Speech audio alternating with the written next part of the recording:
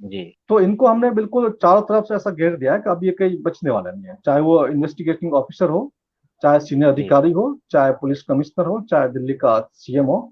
अब ये बचने वाले नहीं है।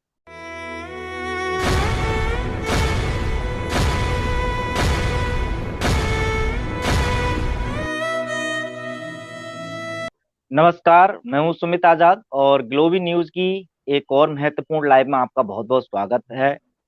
आज विषय है 12 सितंबर को पटियाला हाउस कोर्ट में जो सभी क्रांतिकारी पहुंच रहे हैं। डॉक्टर तरुण कोठारी सर मुख्य किरदार वहां पर प्ले कर रहे हैं, तो उस सब के बारे में जानकारी चाह रहे थे बहुत सारे दर्शक, तो आज इस वीडियो के माध्यम से जानेंगे। साथ ही साथ दिल्ली में एक पालम जगह है जहां पर कुछ 5G टावर को लेकर के काफी विवाद चल रहा है, और उसमें डॉक्टर तरुण कोठारी सर भी पहुंच करके वहां पर बहुत कुछ जागरूक किए लोगों को, तो उसके बारे में भी हम जानेंगे। तो सबसे पहले तो डॉक्टर साहब, आपका बहुत बहुत स्वागत है फिर से ग्लोबी न्यूज में। बहुत बहुत धन्यवाद सुमित जी आपको। जी। तो डॉक्टर साहब, सबसे पहले मैं जानना चाहूंगा 12 सितंबर के उस कार्यक्रम के बारे में ही, कि 12 सितंबर को पटियाला हाउस कोर्ट आप जा रहे हैं, आपके साथ बहुत सारे और भी जागरूक साथी जा रहे हैं। क्या उद्देश्य है पटियाला हाउस कोर्ट जाने का? जी। 12 सितंबर को जो पटियाला हाउस कोर्ट है, जी। वहां पर जो पुलिस ने हमारे ऊपर जो धारा लगाई है, जो एफआईआर दर्ज की थी मेरे ऊपर, पुलिस ने ये एफआईआर दर्ज की थी 20 जुलाई 2021 को। और इसमें आप दिखा सकते हैं अपने दर्शकों को, ये एफआईआर है। तो इसमें मेरे ऊपर 5 धारा लगाई थी इन लोगों ने। ये धारा थी ऑफेंस अंडर सेक्शन 117, 109, 269, 188 और आईपीसी, और ये एपिडेमिक डिजीज एक्ट की धारा 3। ये 5 धाराएं मेरे ऊपर लगाई थी और मेरे ऊपर एक एफआईआर दर्ज करके एक चार्जशीट पुलिस ने दाखिल की है पटियाला हाउस कोर्ट में। उसकी सुनवाई 3 जून को थी। 3 जून को जज साहब छुट्टी पे थे, तो उसकी जो अगली जो डेट मिली थी वो 12 सितंबर की डेट मिली थी। यानी कि जो पुलिस ने जो हमारे ऊपर जो आरोप लगाए हैं, उस आरोपों के खिलाफ हमें जो अपने बयान देने हैं, हमें जो बताना है किस प्रकार से ये महामारी जो फर्जी थी और हमने ऐसा क्यों कहा, उसकी सुनवाई जो 3 जून को फर्स्ट सुनवाई होनी थी, वो उसकी अब 12 सितंबर को सुनवाई है। एक तो यह मामला है। और दूसरा मैटर ये है कि इसके अगेंस्ट में हमने भी एक एप्लीकेशन फाइल की है, हमने एक केस फाइल किया है। उस केस में हमने कुछ प्रेयर्स, कुछ मांगे रखी है हम लोगों ने। तो जब हमने केस फाइल किया था, तो जज साहब के सामने जब केस पहुंचा, तो जज साहब ने कहा कि ठीक है, 12 तारीख को आपकी उस केस की सुनवाई है, तो 12 तारीख को ही हम इस केस को भी सुनेंगे। अलग अलग डेट की बजाय एक डेट ही दे दी, तो अच्छी बात है, हमारी भी दोनों केस की सुनवाई एक साथ हो जाएगी। तो हमने जो प्रेयर्स की जो मांगे की है, तो फर्स्ट ये है कि डिस्चार्ज है।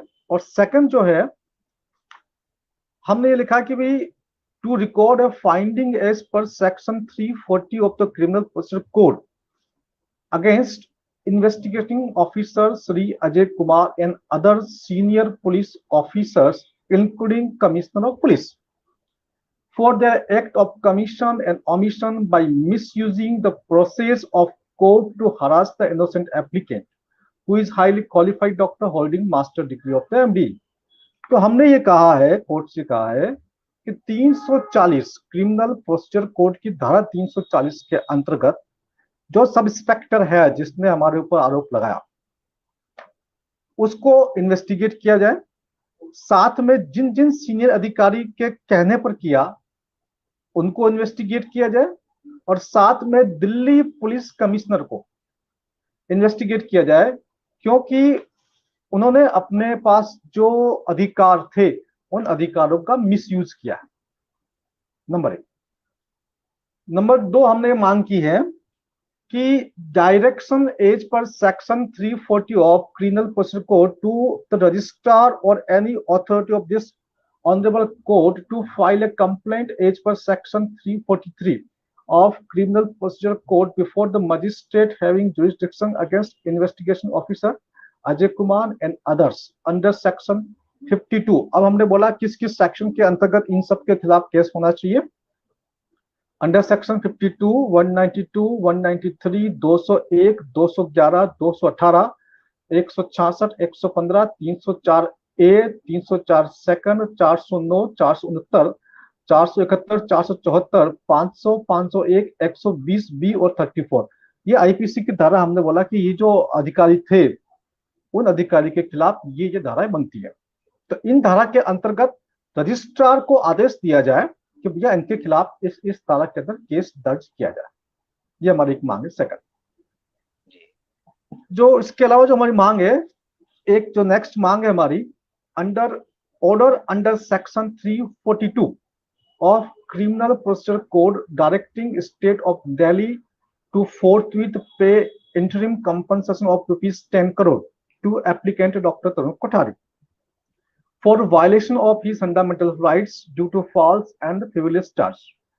साथ में 342 के अंतर्गत हमने 10 करोड़ रुपए की कंपनसेशन की मांग की है। दिल्ली गवर्नमेंट जो है हमें 10 करोड़ रुपए का कंपनसेशन दे।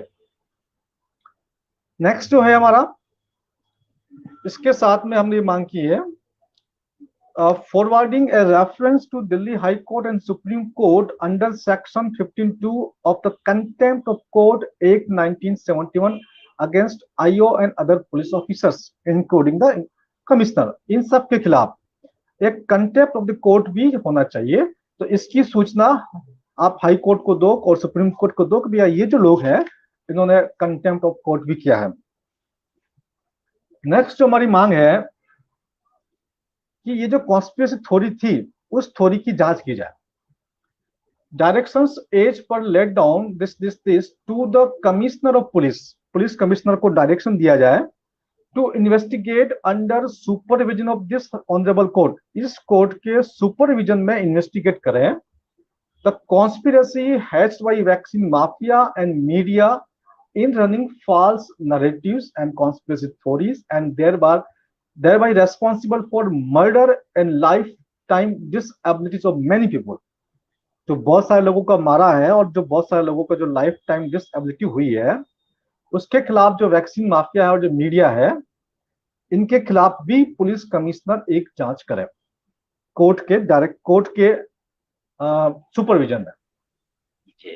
नेक्स्ट जो पॉइंट हमने रखा है, to record finding that the investigation officer in order to save main accused mister Arvind Kejriwal chief minister of Delhi and others from their offences of extortion of unlawful collection of mask fine. जो mask का जुर्माना लिया था वो गैर कानूनी था, तो इनके खिलाफ भी एक्शन लिया जाए। ठीक है।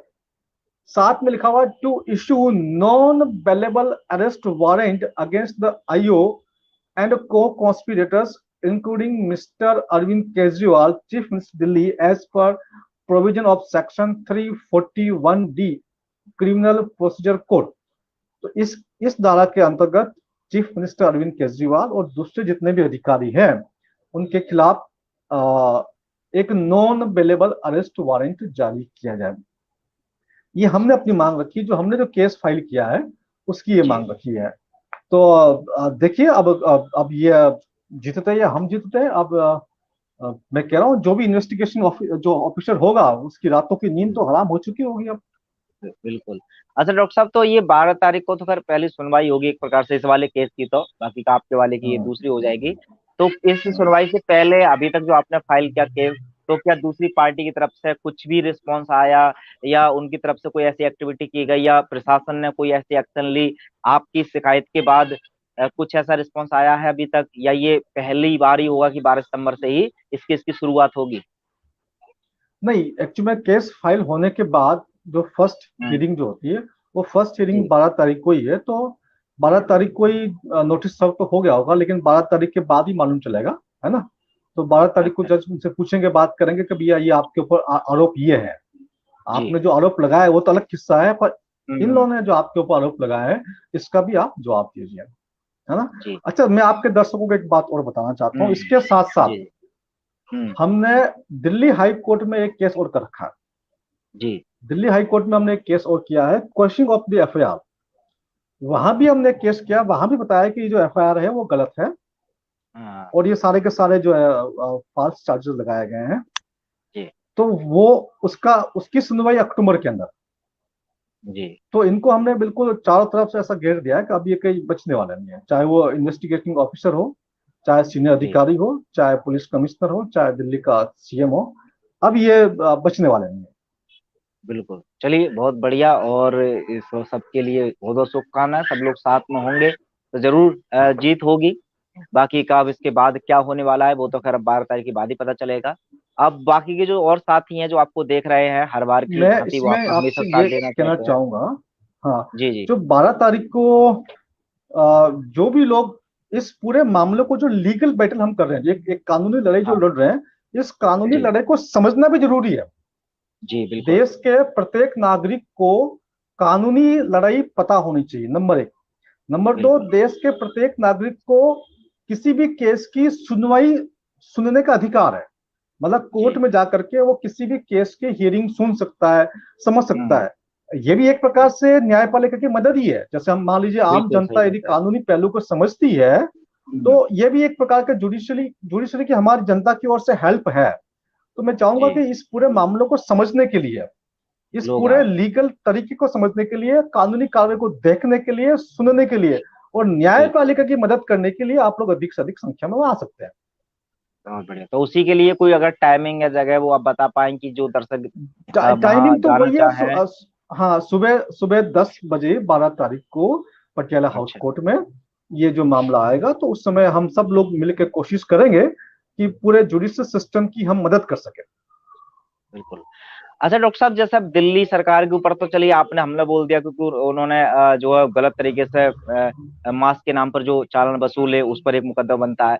तो ये तो लेकिन हुआ तो हर राज्य की सरकारों में था। तो क्या ऐसा मतलब हर राज्य में भी लोग कर सकते हैं कि अपने यहाँ की सरकार के ऊपर या वहाँ की प्रशासन के ऊपर इस तरह का जो आपने एक पहल की है केस डालने की, इस तरह का केस डाल सकते हैं? और अगर वो डालना चाहेंगे तो किस किस चीजों की या कौन कौन से डॉक्यूमेंट की उनको आवश्यकता रहेगी, ऐसा कुछ अगर मार्गदर्शन आप दे पाए और बाकी के देखिए, राज्यों के लिए? किसी भी स्टेट के chief minister, chief secretary, police commissioner के खिलाफ हम केस कर सकते हैं। जो केस हमने किया है उसी आधार पर, उसी बेस पर हम केस कर सकते हैं। नंबर जी। एक। नंबर दो, हम यदि केस जीतते हैं, है जी। ना, तो इस केस हाँ। को जीतने के बाद हाँ। भी केस किया जा सकता अच्छा। है। एक केस को जीतने पर भी आप रेफर दे हाँ। सकते हैं कि भाई वहां पर ये केस सही हुआ बात था है। और वहां पर ये रिजल्ट आया, वहां की कोर्ट ने ऐसा जवाब दिया, कोर्ट ने ऐसा फैसला दिया है, तो ये फैसला यहाँ भी लागू होना चाहिए। तो बिल्कुल। ये अगर हम इसको हमने अच्छे से लड़ा के इसको हम जीते, तो पूरे हाँ। देश में ये एग्जाम्पल सेट करेगा। बिल्कुल जब सही भी बात। किसी को इस प्रकार की कोई कानूनी कार्रवाई करनी है, अगर किसी को लगता है जी। कि मुझसे कोई सहायता चाहिए, तो मैं कभी भी किसी भी समय 24 आवर में अवेलेबल हूँ। मैं पक्का इसमें सहायता करूंगा। बाकी जहां तक कानूनी केस की बात है, जितने ज्यादा डॉक्यूमेंट्स हो हमारे पास उतना अच्छा है।